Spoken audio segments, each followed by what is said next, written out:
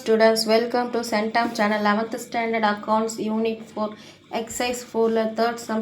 Past balance appeared in the books of Vinod on January 1 2000 entry. வினோத்தோட assess கொடுத்துருக்காங்க, liabilities கொடுத்துருக்காங்க. Opening Journal entry போடணுமா, அவருடைய capital account போடணுமா. அதாவது ஓப்பனிங் ஜேர்னல் என்ட்ரினா அவரோட பிஸ்னஸ் ரன் பண்ணிகிட்டே இருக்கார். ஒரு இயர் ஸ்டார்டிங்கில் அவருடைய ஓப்பனிங் என்ட்ரி போட்டு அவருடைய கேபிட்டல் அக்கௌண்ட் போடணும் சொல்கிறாங்க. அவருடைய அசட்ஸும் கொடுத்துருக்காங்க, லைபிலிட்டிஸும் கொடுத்துருக்காங்க. அப்போ வினோத்தோட ஓப்பனிங் என்ட்ரினா இப்படி தான் போடணும். Date, particulars, ledger folio, debit, credit. இப்போ நம்ம என்ன சொல்லியிருக்கோம், அசட்ஸ்லாம் டெப்டாஸில் வரணும், லைபிலிட்டிஸ்லாம் கிரெடிட்டாஸில் வரணும். இப்போ என்னென்ன assets cash, stock, amount due from ராம்னா ராம் கிட்டேருந்து நமக்கு வரணும். அப்புறம் மிஷினரி, இதெல்லாம் அசட்ஸ், அதான் எழுதியிருக்கோம்.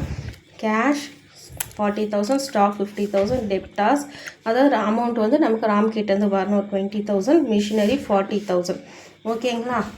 இப்போ கிரெடிட்டாஸ் நமக்கு எவ்வளோ கொடுத்துருக்காங்க, லைபிலிட்டிஸில் அமௌண்ட் டியூ டு விஜய், நம்ம விஜய்க்கு பே பண்ணோம், அப்போ அது கிரெடிட்டாஸ் 10,000, அது லைபிலிட்டிஸில் சேரும், கிரெடிட்டில் 10,000.